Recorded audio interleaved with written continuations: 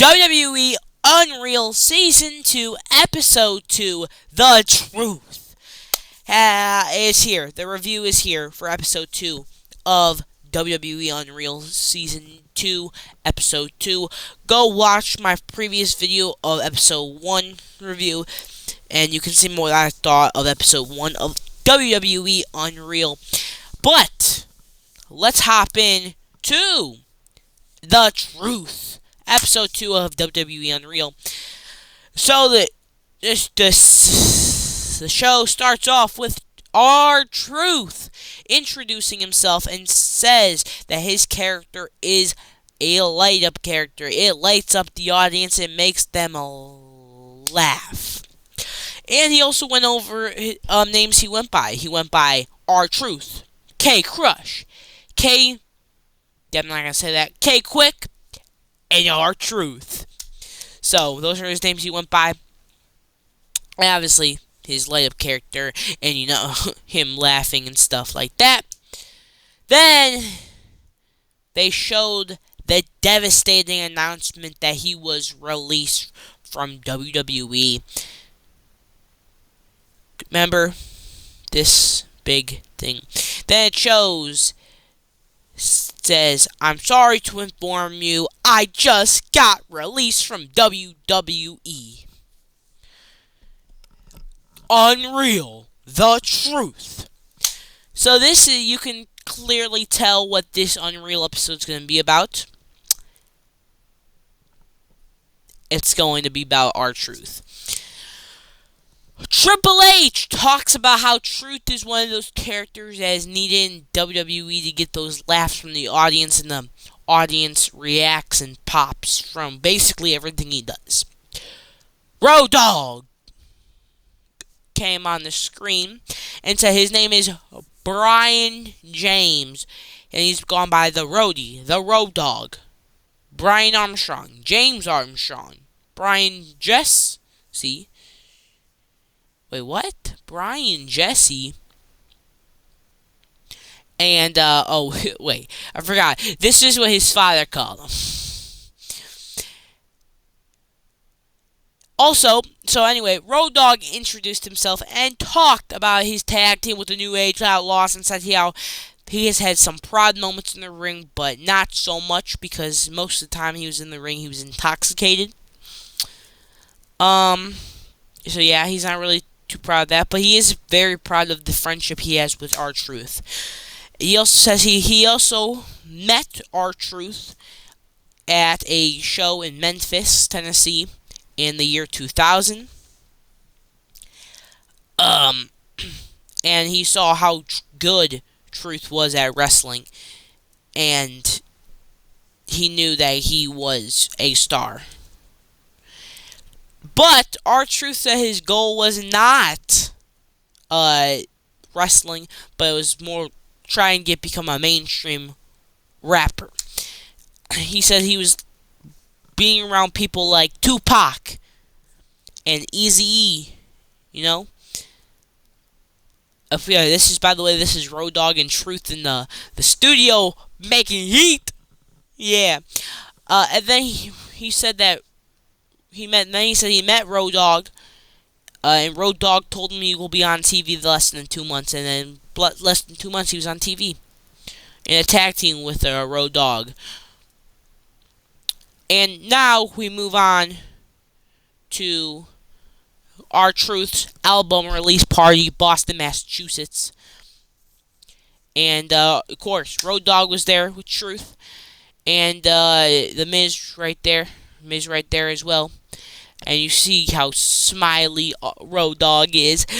Road Dogg says that Truth brings the joy out of people. So, yeah. And of course, John Cena Sr., the OG John Cena, took a picture with his son, Ron Cena. Look at that. Look at how lovely Ron and John Cena looks. Unbelievable. There's the real John Cena, everybody. John Cena Sr. That's crazy. Also, how old is John Cena Sr.? He doesn't look too old. he looks like he's like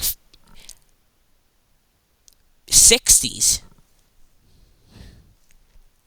He looks like he looks like a late 50s, mid 60s maybe. I don't know. He doesn't look too old. He clearly doesn't look his age. But yeah, that's crazy though. Dang. Anyway, Triple H says that Truth and John were good friends, and that when John left the company, Truth would act like his biggest fan and also play it up for, comedic value and purpose. Bruce Pritchard said it's perfect to include R-Truth, who is 5 years older and acts like John. It acts like that John Cena was his childhood hero. And they said he would mimic his moves. Anyway, we move over to the WWE headquarters in Stamford, Connecticut. And they're trying to book Saturday night's main event, where Bruce Pritchard pitches Cena versus Truth. And he said, yeah, I like that. And of course, they said Backlash post-show was the easiest way to build to the match. Then here we are, the moment that everyone realized that Road Dogg has no clue what he's doing. So, they were on the video call with Triple H, because Triple H couldn't be here. And Bruce Pritchard was sitting in the seat, and Road Dogg pitches, says, I talked to Truth, and he says he wants to cut his hair. So he cuts his hair, and then at Saturday night's main event, he reveals it, and this is a new truth. And Triple H was like, "Are you stupid? Like what? Why would that don't make sense? Like, okay, cool. Truth wants cuts his hair, but how? We're trying to tell a story in a week that Triple H or that Truth is characters completely change in a week. How are we gonna do that? That's like no. And honestly, Triple H was spitting here. He was like, okay, cool, sure. Okay, that's cool if Truth wants to cut his hair, but how are we going to tell a story in a week that 1 week Truth is all happy and stuff, and then next week Truth is a completely changed person and Cena should be afraid of him? How are we going to do that? Makes no sense from a fan's perspective. And honestly, he's right. He's just right. And then, Road Dogg gets a little mad. He said, you know what, I don't know. I want to get my feelings a little bit. Get to my feelings a little bit, And then right here is where, we hear Road Dogg say, you know what, I just wish John Cena would retire right now. Just wish pitching stuff is way too hard. Road Dogg, if pitching stuff for John Cena's retirement tour is too hard, then what are you doing? What are you doing? I get it. You and Truth are friends. But you can't let the friendship impact how you're booking someone. You can't. It's impossible. And I'm so glad. I'm so glad that the creative team is smarter than this dummy who has no idea what he's doing. Road Dogg needs to get off. He needs to get off the creative team immediately. He has no clue what he wants to do, what he's doing. He has no creative mentality. This guy sucks. But we arrive at Saturday night's main event, where Truth said he was actually never mind. And they were trying to make stuff work. They showed the match, and Cena was saying, "Great, great, great job. That was an excellent match." And yeah, then we move to June 1st, where R-Truth says, "I'm sorry to inform you all, I just got released from WWE. Just want to thank WWE for the ride, but mostly I want to thank each and every one of you." Road Dogg said that he got a call from Truth about his release, and Road Dogg said, sorry, pulled over the side of the road and started crying. And like in shock. And made the tweet. Rhea made the tweet and said it was so that when, and then Rhea said, when we found out that Truth wasn't going to be at work, we were like, oh, no, why, what? And then the tweets started pulling in. John Cena's Instagram, Trinity, Naomi, Chelsea Green, Pat McAfee, Natty, Big E, Kevin Owens, The Miz, Zelina. Cody even chimed in and says, what? No. Truth is, no, you can't touch him. You can't touch him. You pay him whatever. Keep him. You have to have him. Can't touch him. Which is good news on my boy Cody Rhodes. See, I know Cody was a GOAT. Triple H says that we were getting to a point in Truth's run where his contract was going to come to an end. And he didn't come to us to renew the contract.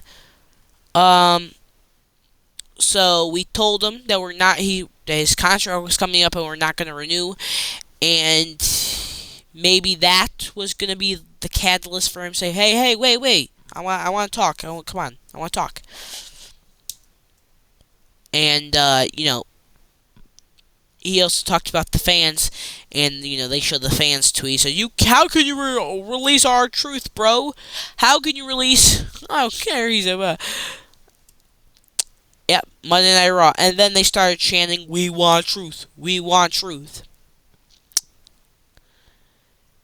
And Triple H was saying, well, if the audience wants someone, I'd love to have that performer. What you mean, Triple H? What do you mean if the audience wants one performer, you also want that performer? What do you mean by that? The crowd was also chanting, "We want Cross, we want Cross, we want Cross," but instead you thought they were saying, "We want Brock, we want Brock." Are you stupid or are you stupid? Because apparently, when the crowd chants, "We want truth, or "We want Cody, we want Cody, we want Cody," apparently you listen when the fans chant, truth or for Cody, but when the crowd chants, "We want Cross, we want Cross," you decide not to bring him back. Anyway, we move to Orlando, where we see Jimmy and Naomi. Naomi, it says that Jimmy is the cook of the family. He was making looks like some good eats over there, so come on, Jimmy, let me have some. Anyway, Naomi introduced herself and said her name was Trinity Fatu, and her name is Naomi. She also talks about walking out of the company with her tag team partner Sasha Banks, and she said she didn't want to get too into it, but yeah. Ed, the senior VP creative writing, talks about how he was in Gorilla the night they walked out, and they weren't comfortable being pinned against each other during the match. It says that the head of the talent relations at the time said they left the titles in his office and left the arena. And also, if what Ed is saying is true, they left because they didn't want to be pinned against each other in the match. I'm sorry. This guy is stupid. Why are you walking out? You're walking out because WWE is trying to tease a breakup between you guys. That's just storytelling. How can you get, I understand maybe you'll get frustrated, you don't want it to come, you want to work with your tag team partner for a long time, or longer than you can kind of see that WWE wants it to. But let's be honest. That was kind of stupid. Why would you walk out due to something that could be a huge moment down the road? Imagine if Naomi or Sasha decided to go through with that match, with the six-pack challenge match, and they teased breakup between them two, right? They teased the breakup. Why are you getting... I understand you can get frustrated with a creative difference, but at the end of the day, you don't really got that much control at where they booking you, why they're booking you, and you just have to go with the flow. There's nothing you can do about it. That's just my opinion, honestly. Why? Just because you didn't want to tease a breakup? That makes, really no sense to me. What do you guys think? Comments below. Do you think Sasha and Naomi walking out on Raw was a good decision? Because they didn't want to tease a breakup? Because it sounds stupid to me. Yeah, sure, you may don't want it to happen so soon, but if you do what the boss tells you to do. And honestly, if I was Naomi, if I was Naomi or Sasha, I would be like, okay, I'll do it. And if my tag team partner disagrees, I was like, what do you mean, bro? It's our job. We have to do it. And if one of them walked out, then but there's so many just different scenarios that I feel like would have been better without them leaving and walking out of the company. Because you never know. You would never know. Maybe if what happened if creative didn't change. What happened if those Vince McMahon allegations never were uncovered? You probably would have... I guarantee you Vince was very, very, very upset about that.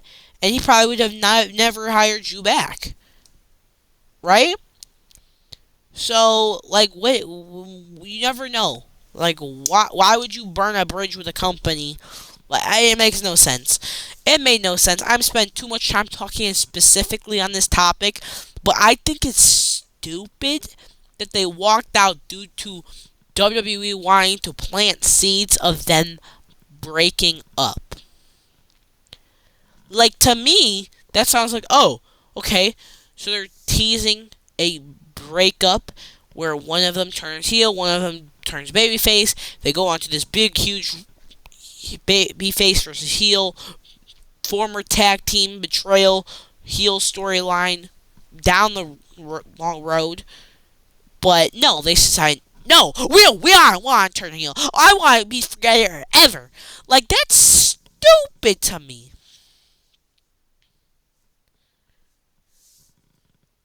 Michael Hayes says that that's not the thing you do. He was also surprised that they walked out and said that's not the right thing to do. You work no matter what you say. Triple H says he wasn't part of the creative team at the time, but nobody wanted her to leave the company. And then Naomi talks about how she met Jimmy, and they've been connected to the hip since then.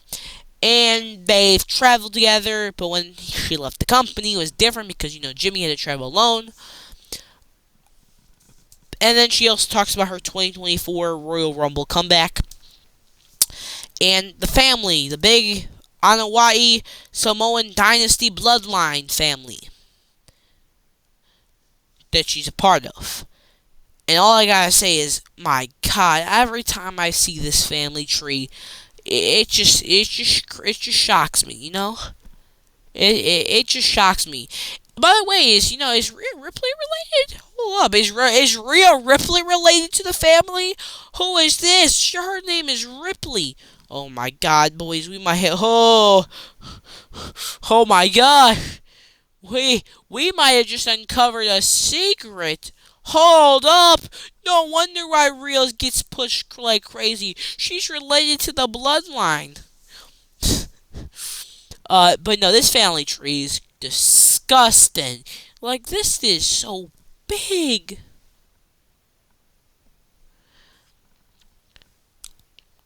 So, hold on. Let's get this straight. So, this guy right here made a blood oath with Peter Maivia. I have a question. Is this guy a wrestler as well? Is Sika's father a wrestler? And also, who is Black Pearl? Bro, look at LA Smooth. Look at Lance. Bro, Lance is all the way down here. Oh, how are they related? How is Superfly Snuka related? How is he Peter Maivia's first cousins?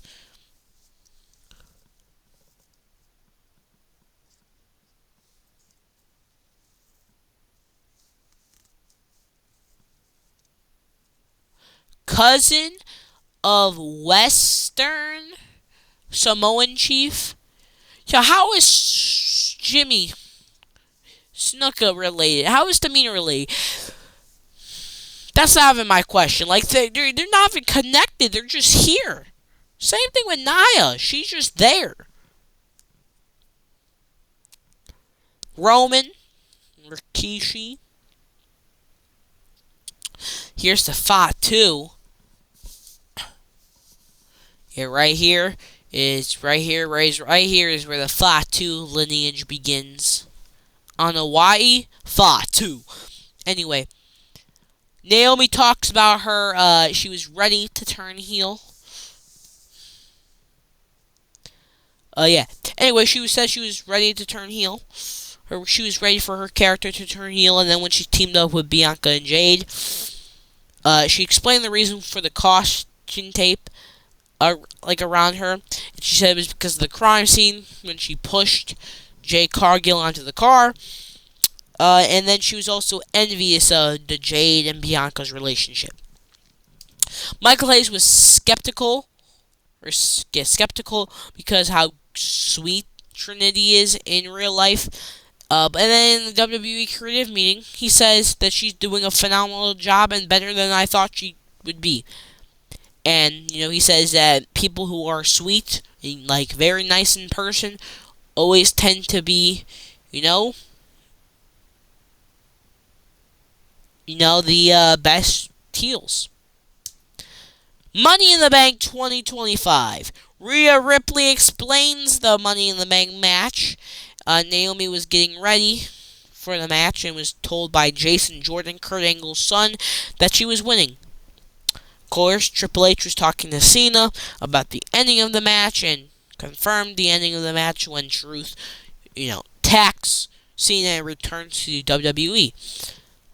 Then they show them women's Money in the Bank match, all the crazy spots, and her winning the match, her saying whatever she's saying to Triple H.